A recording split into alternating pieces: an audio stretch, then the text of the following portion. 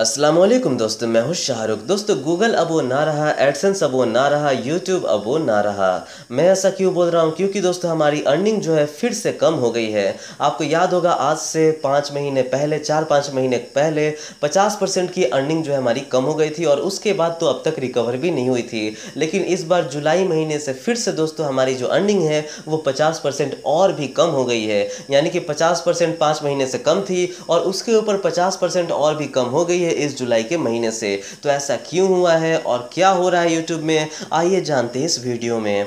दोस्तों, सबसे पहले मैं आप लोग को बता दूं कि आज से 5 महीने पहले बड़े बड़े कंपनीज अपने एड्स को एडसेंस से हटाने लगे थे, गूगल से हटाने लगे थे, यूट्यूब से हटाने लगे थे। तो ऐसा क्यों हुआ था? तो ऐसा इसलिए हुआ था दोस्तों क्योंकि गूगल का जो एड्स है वो किसी भी वीडियो पे शो हो जाती थी और किसी भी इरिलेवेंट वीडियो पे शो हो जाती थी। अब चाहे वो टेररिस्ट लोग के वीडियो हो और उस पर शो हो जाती थी एड्स। तो इससे दोस्तों ऐसा होता था कि जो बड़े बड़े कंपनीज है उन्हें क्रिटिसाइज किया जाता था और लोग कहते थे कि तुम्हारी कंपनी के एड्स तो टेररिस्ट लोग के वीडियोस पे आते हैं, मैं तुम्हारी कार क्यों लूं। तो इस तरह से दोस्तों जो कोका कोला है उसने अपने एड्स को हटा दिया क्रिटिसिज्म के बाद और बड़े बड़े कंपनीज ने भी एड्स को हटा दिया। अब दोस्तों इसका इम्पैक्ट यह पड़ा कि गूगल के पास कम एड्स रह गए और लोगों को कम एड्स में ही ज़्यादा से ज़्यादा सर्व करना पड़ा और ज़्यादा से ज़्यादा सर्व करने के चक्कर में हमारी जो अर्निंग्स है वो काफ़ी लो हो गई। यानी कि दोस्तों एड्स जो है कम हो गई हैं और ऑडियंस काफ़ी ज़्यादा है, यूट्यूबर्स काफ़ी ज़्यादा है और जब एड्स शो कर रहे हैं तो उन्हीं कम एड्स में शो कर रहे हैं, जिसके वजह से जो हमारी अर्निंग्स है वो काफ़ी लो हो गई थी। 50% लगभग लो हो गई थी। अगर मैं आपको एक एस्टीमेट बताऊं दोस्तों तो उस वक्त से पहले अगर मैं 2016 की बात करूं तो लगभग 10,000 व्यू में, अगर किसी के भी चैनल पे 10,000 व्यू एक दिन में आती थी तो 10,000 व्यू में लगभग दोस्तों $10 तो आ जाती थी। $10 दोस्तों 10,000 व्यू में लगभग आ जाती थी। लेकिन दोस्तों उसके बाद से ऐसा इफेक्ट पड़ा कि 10,000 व्यू में $5 आने लगी जनवरी फरवरी से। तो दोस्तों 10,000 व्यू में सिर्फ और सिर्फ $5 आने लगी। अब उसके बाद यूट्यूब बोला कि गूगल बोला कि हम लोग अपने एड्स को काफ़ी अच्छा कर रहे हैं, धीरे धीरे बढ़ा रहे हैं, सिक्योरिटी को बढ़ा रहे हैं, हो आशा करते हैं कि कुछ दिनों में ठीक हो जाएगी। और बीच में कुछ हद तक ठीक हुई थी, $5 से $6 बढ़ी थी। मतलब कि दोस्तों 10,000 व्यू में जो पहले $5 आती थी जनवरी फरवरी में, वो दोस्तों अप्रैल के महीने से $6-7 आने लगी। लेकिन पहले की तरह रिकवरी नहीं हुआ था।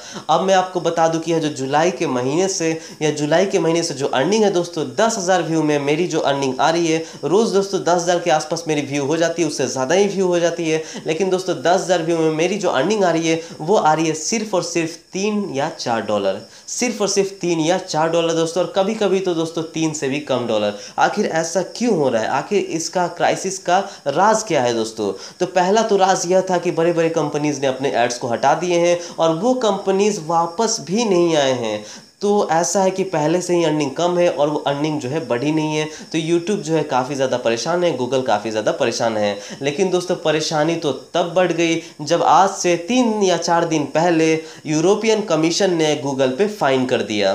गूगल पे फाइन लगा दिया दोस्तों, और फाइन कोई छोटा मोटा फाइन नहीं लगाया, फाइन लगाया गूगल पे पूरा $2.7 बिलियन का दोस्तों, $2.7 बिलियन का, जो कि मैंने कैलकुलेट नहीं किया कितना होता है, अरबों खरबों में हो सकता है।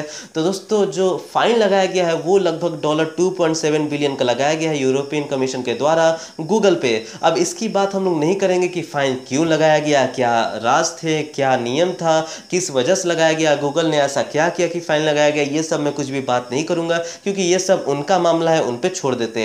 लेकिन दोस्तों हमारा मामला यह है कि हमारी जो अर्निंग्स है वो कम हो रही है। तो वह जो फाइन के कारण दोस्तों अर्निंग्स काफ़ी ज़्यादा कम हो गई है हमारी, और 50% और भी कम हो गई है। अब दोस्तों ये अर्निंग इतनी कम हो गई है कि अब यूट्यूब पे काम करने का भी मन नहीं करता। इतनी मेहनत से वीडियोस बनाओ, उसे प्रेजेंट करो और उसके बाद जब एड शो होती है तो उस पर भी इतने कम पैसे मिलते हैं, तो कौन चाहेगा कि काम करें? क्योंकि दोस्तों इतना कम पैसे में हम अपने चैनल को अपग्रेड भी नहीं कर सकते हैं। मान लीजिए अगर हर रोज़ $3 या $4 आती है, मान लीजिए $4 आती है मैक्सिमम ले लेते हैं, क्योंकि जुलाई में मैक्सिमम मेरे $4 ही आ रहे हैं, उससे ज़्यादा नहीं आ रहे हैं। तो अगर मान लीजिए हर रोज़ मेरी $4 आती है तो मैं 30 दिनों में सिर्फ और सिर्फ $120 कमा पाऊंगा, जो कि है दोस्तों 8,000 रुपये। तो फिर 8,000 रुपये में मेरा क्या होने वाला है? हो सकता है कि वो 8,000 रुपये भी ना कमा पाऊँ, हो सकता है कि $100 से नीचे ही कमाऊँ, क्योंकि बीच बीच में कभी $2.5 और $3 भी आ जाती है। तो इस तरह से दोस्तों हमारी जो कैरियर है वो यूट्यूब पे और भी ख़राब हो जानी है। जो बड़े बड़े यूट्यूबर्स हैं उनके लिए कोई भी बात नहीं, क्योंकि अगर उनका 50% लो भी हो जाता है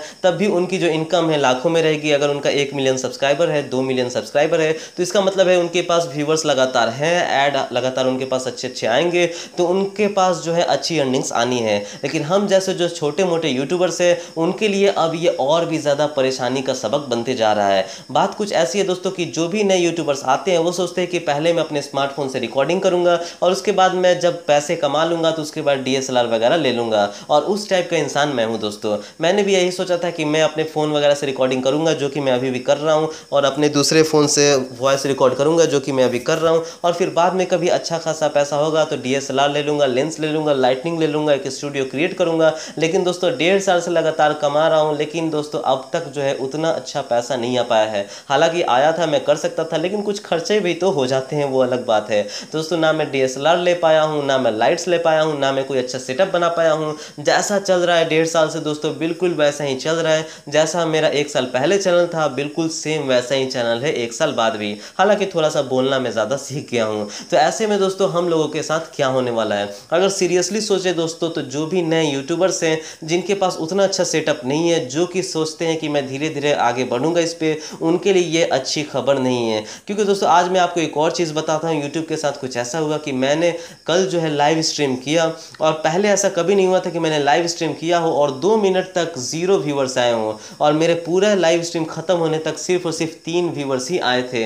तो ये मैं देख करके चौंक गया कि आखिर ऐसा कैसे हो सकता है कि मैं लाइव कर रहा हूँ और जो वहाँ पे व्यूवर्स हैं वो हैं ही नहीं। पहले मैं हमेशा जब भी लाइव किया हूँ दोस्तों 20 viewer, 30 viewer, 40 viewer, 60 viewer, 70-80 viewers तक जा चुके हैं हर मिनट में दोस्तों। लेकिन मैंने जब कल किया तो सिर्फ और सिर्फ 0 व्यूवर्स थे।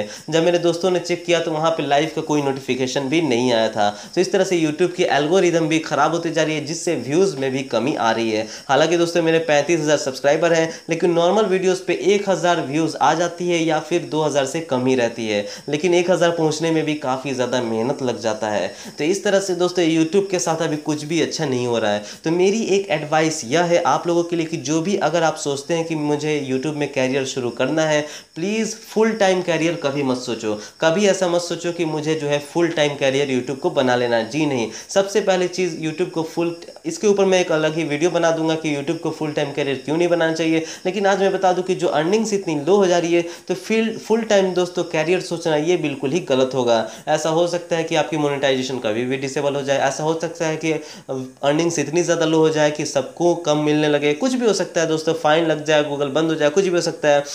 लेकिन अभी फ़िलहाल दोस्तों अर्निंग इतनी कम है कि मेरी जो है रोज़ 15,000 से 20,000 व्यूज़ आते हैं, लेकिन अर्निंग जो है $5 के नीचे ही होती है। तो ये काफ़ी फालतू चीज़ है दोस्तों। ये बहुत ही ख़राब दौर से गुजर रहा है यूट्यूब, और इसमें सुधार आना बहुत ही ज़्यादा ज़रूरी है। और जो नए यूट्यूबर्स आकर के सोचते हैं कि मैं जल्दी जल्दी आकर के ग्रोथ कर जाऊँगा, अब ऐसा नहीं होने वाला है। एल्गोरिथम भी काफ़ी ज़्यादा प्रॉब्लम में है यूट्यूब का, और जो सोच रहे हैं कि मैं धीरे धीरे कमा करके अपने जेब भरूंगा फिर बाद में कैमरा लूँगा, वो भी वैसा ना सोचें। फुल टाइम यूट्यूबर कौन बन सकते हैं? तो जिनका ऑलरेडी अभी बहुत ही अच्छा सब्सक्राइबर है, या फिर जिनके पास अच्छा सेटअप है, जिन्हें कोई टेंशन नहीं है, अच्छा सा सेटअप है उनके पास, जिनके पास पैसे हैं, आराम से सेटअप है, कैमरा रखे हुए, लाइट्स रखे हुए हैं, तो उनके लिए फुल टाइम का कोई भी प्रॉब्लम नहीं। ठीक है भाई, आप लग जाओ फुल टाइम में, आपके पास तो सब कुछ है। लेकिन जो मेरे जैसे हैं, जो स्मार्टफोन से शूटिंग करते हैं, जो मोबाइल से रिकॉर्डिंग करते हैं, जो वीडियो एडिटिंग के लिए भी लैपटॉप नहीं है उनके पास, तो वैसे लोगों के लिए भी यह जो यूट्यूब है अब वो सही नहीं रहा है। क्योंकि दोस्तों अब जो ये यूट्यूब है